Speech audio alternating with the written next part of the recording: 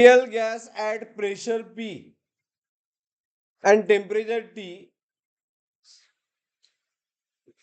मी पहिल्यांदा त्या गॅसचं कंटेनर मध्ये प्रेशर काय होतं, पी होतं अँड व्ही होतं. अँड लेट से आता ह्यामध्ये प्रॉब्लेम आहे, नंबर ऑफ मॉलिक्युल्स आहेत, नंबर ऑफ मोल्स आहेत. आपण याला म्हणूया पहिली केस म्हणून N1 नंबर ऑफ मोल्स होते. आणि यामध्ये जर तुम्ही ऑप्शन बघितला तर सगळे RT, व्ही हे टर्म्स कसे आहेत, गॅस लॉचे आहेत. मग पहिल्या केसला बिफोर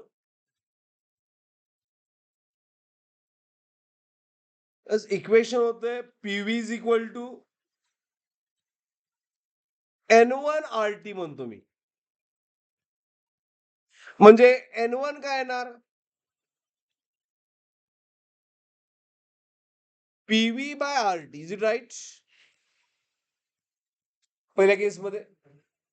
आता दुसऱ्या केसमध्ये काय झालं, some gas leaks from vessel through small hole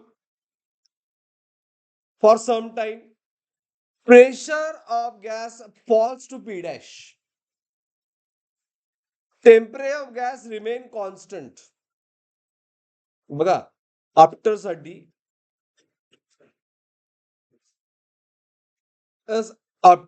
काय काय चेंज होते बघा, P डॅश झालं, टेम्परेचर रिमेन सेम,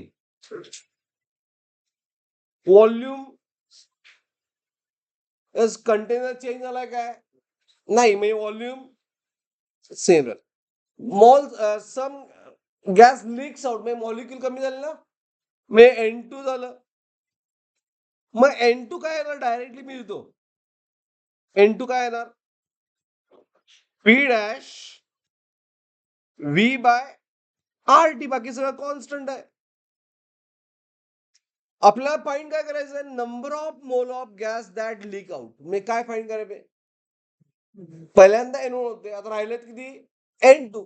म्हणजे किती लीक आउट झाले, लिकेज फाइंड करायचं आहे आपल्याला. मग लिकेज काय असणार, लिकेज असणार N1 मायनस N2. बरोबर आहे ना. तर यामध्ये कॉमन काय येणार, व्ही बाय RT. तर मग ब्रॅकेट मध्ये P मायनस P डॅश. बरोबर, इज इट राईट?